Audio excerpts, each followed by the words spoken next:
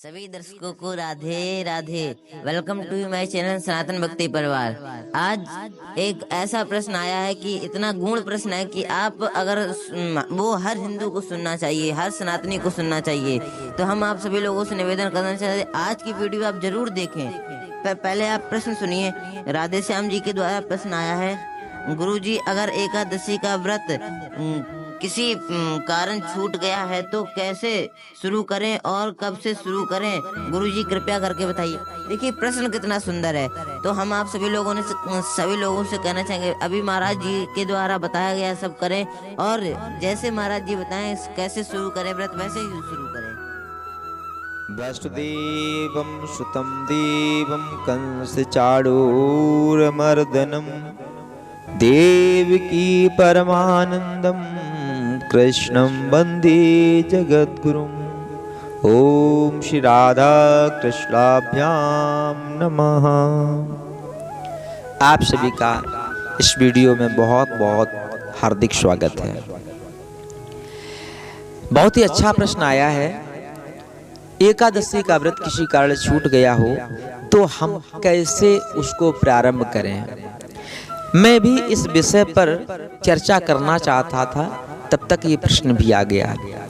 आज मैं आपको बताऊंगा कि छूट गया हो तो कब से प्रारंभ करें, वो तो विषय बाद में है। इस वीडियो को यदि पूरा सुनेंगे तो आप उसकी महिमा और एकादशी का महत्व क्या है, क्यों करना चाहिए, का संपूर्ण विस्तृत जानकारी मैं इस वीडियो में प्रदान कर रहा हूं। आइए सुनिए। एक बार नारायण भगवान अपने क्षीर सागर में लेटे हुए हैं। अनाज देवता, अन्न जिसे हम लोग ग्रहण करते हैं, गेहूं इत्यादि जो अनाज होता है ना, कई प्रकार होते हैं। तो इन्होंने नारायण भगवान से जाकर के अपने चरणों में निवेदन किया भगवान के, और कहा हे प्रभु, सभी देवी देवताओं के लिए आपने अवकाश बनाए, लेकिन हमारे लिए कोई अवकाश नहीं बनाया है। सब लोग हमें खाए जा रहे हैं। अरे कोई तो कम से कम, हम भी तो आपकी पूजा पाठ करते हैं, मुझे ध्यान भंग होता है। अच्छा ठीक है, तो क्या करें कि कोई उपाय बताओ जो हमको भी अवकाश मिले। कहा ठीक है, मैं इस पर विचार करूंगा। और भगवान ने उनको भेज दिया। अब नारायण भगवान हमारे विचार कर रहे हैं, तो अपने उन्होंने विचार से उन्होंने काम किया। इस मृत्यु लोक पर एक मुर नाम का दैत्य पैदा कर दिया। ये कथा श्रीमद् भागवत महापुराण में भी आती है, एवं ये कथा हमारे मुख्य रूप से पद्म पुराण में विस्तार से इसका वर्णन किया गया है। तो भगवान की ऐसी कृपा हुई, भागवत जी में आपने सुना भी होगा, जो भौमासुर नाम का राक्षस है, उसके यहाँ पर एक ताल जंग नाम के राक्षस का पुत्र जो है मुर, वो रहता था। तो वो नारायण भगवान की कृपा से ही उत्पन्न हुआ। भगवान की ऐसी लीला, क्या लीला है अब आप परिचय होंगे आगे। भगवान ने जब कृष्ण रूप धारण किया तो उनके साथ युद्ध किया। क्यों किया, इसके पीछे भी कहानी। एक बार गरुड़ जी ने प्रश्न किया, हे, ये गरुड़ पुराण का प्रसंग है कि गरुड़ जी ने प्रश्न किया कि हे प्रभु, जब इस संसार में कोई पापी मरता है तो यमदूत लेने जाते हैं, और जब कोई धर्मात्मा, पहुंचा हुआ संत महात्मा कोई संसार से जब अंतिम विदाई होती है तो आप अपने भक्तों को लेने के लिए मुझे भेजते हो, और जब मैं मृत्यु लोक पे जाता हूँ तो वहाँ पर न जाने कितने लोगों को किसी न किसी कारण बस हम दुखी देख करके मैं प्रभावित हो जाता हूँ। कुछ उपाय करो वहाँ के लोगों के लिए, हम देखते वहाँ पर भक्त भी दुखी रहते हैं। तो उन्होंने कहा चिंता ना करो, हमने ऐसी एक लीला कर चुके हैं, और एक मुर नाम का दैत्य है, उसका अवतार वहाँ जन्म हो चुका है, और उसने सभी देवी देवताओं को बहुत सताया है। अंत में सभी लोग भगवान शिव जी के पास गए, तो शिव जी ने समस्त देवी देवताओं को एकत्रित करके मेरे नाम का जाप किया और मुझे स्मरण किया। तो उन्होंने कहा कि प्रभु आप ही हम लोगों की रक्षा करो उस मुर नाम के राक्षस से। तो मैं उनको वरदान दे के आया हूँ, अब मैं शीघ्र ही अवतार लेकर के उसकी रक्षा करूंगा, सभी देवी देवताओं की, उसका संहार करूंगा, तब मैं कोई ना कोई उपाय इस प्रकार का ढूंढूंगा। कहा ठीक है।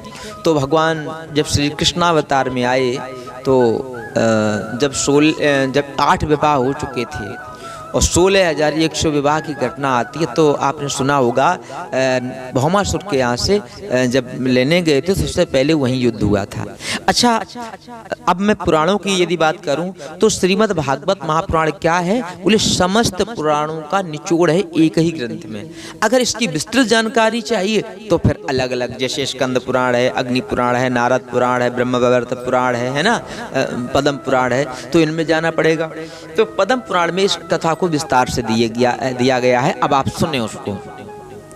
जिस समय भगवान नारायण जी वहां पर जाते हैं तो मुर नाम के राक्षस से युद्ध करते हैं। युद्ध करते करते उसमें वर्णन आता है कि 10,000 वर्ष बीत गए, ऐसा प्रमाण भी मिलता है।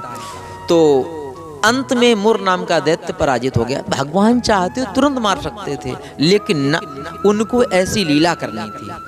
तो अंत में ये जो मुर नाम का राक्षस था ये बहुत ही पराजित हो गया और अपनी जान बचा करके भागा। जब भाग गया तो मारा नहीं भगवान ने, चाहते तो मार सकते थे। भगवान ने अपने आप को संसारिक लीला में क्या किया? बोले मैं थक गया हूँ, मुझे विश्राम चाहिए। तो बद्रिकाश्रम में पहुंचे और वहीं पर एक गुफा में जा करके आराम से अपना पीतांबर ओढ़ करके लेट गए। अब इसने सोचा कि हम युद्ध से जीत नहीं सकते, ना वो छल कपट से जीते। तो ये पीछे से जाता है और पीछे से जाकर के सोते हुए भगवान पर अपने अस्त्र से प्रहार करने का सोचा कि मैं सोते हुए पर मार देंगे। अब भाई देखो, बुद्धि है, दैत्य बुद्धि है, अरे भगवान को कभी कोई मार सकता है क्या? लेकिन फिर भी इसने किया। तो भगवान जागे नहीं, बल्कि उनके हृदय से एक विशेष शक्ति का एक देवी के रूप में प्रकट हुआ।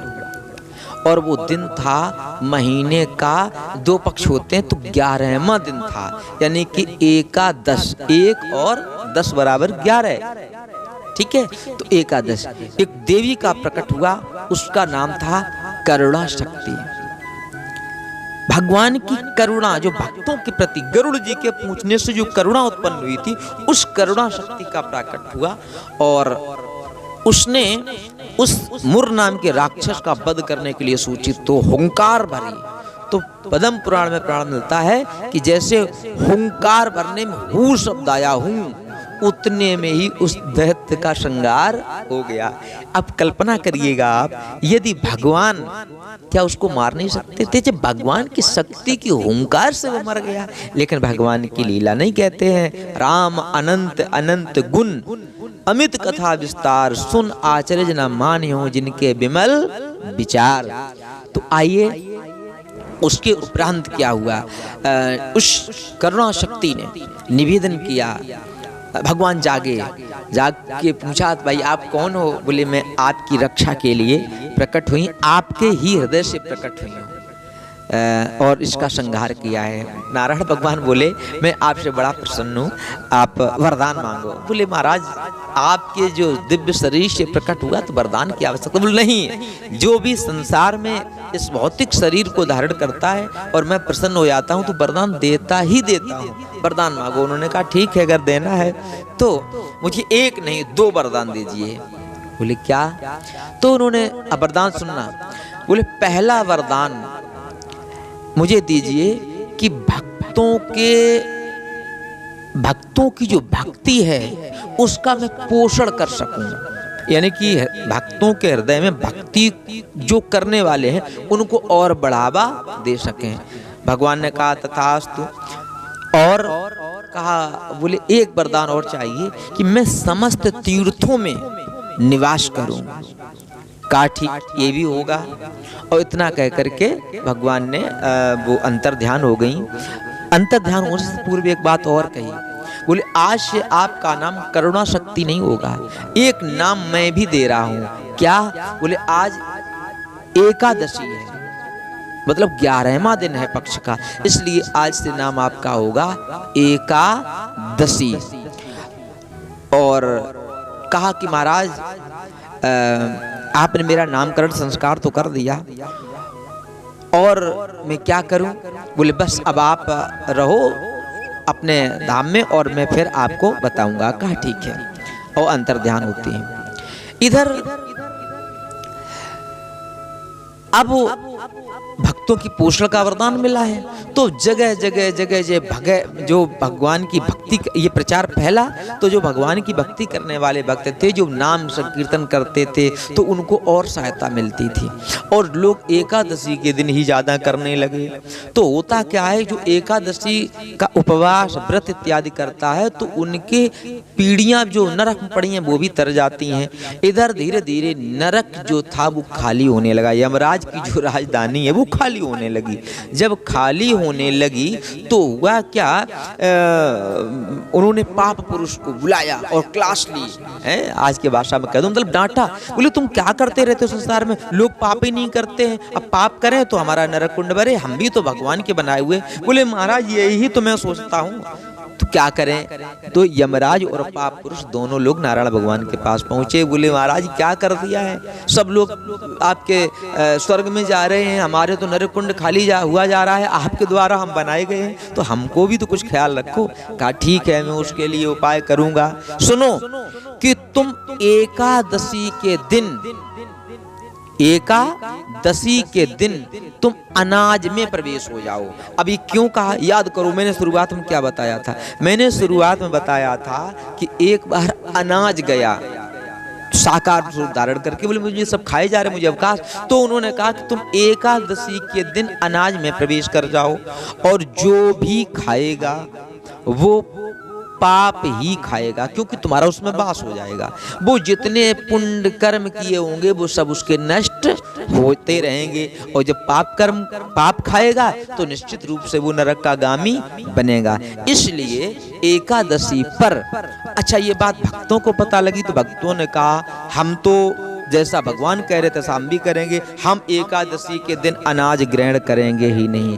अब आप समझिए, जो लोग एकादशी के दिन अनाज ग्रहण करते हैं, उपवास नहीं रहते हैं, तो वो केवल पाप ही खाते हैं। अब हम इसलिए एकादशी का ये महत्व है, ये प्राकट्य की मैंने महिमा आपको सुनाई। अब मैं ये कहना चाहूँगा इसको कैसे करना चाहिए, उपवास के तरीके क्या हैं, कब से प्रारंभ करना चाहिए, तो मैं इसका नेक्स्ट वीडियो आपके बीच में ला रहा हूँ, मैं उसमें मिलते हैं। तब तक के लिए राधे राधे।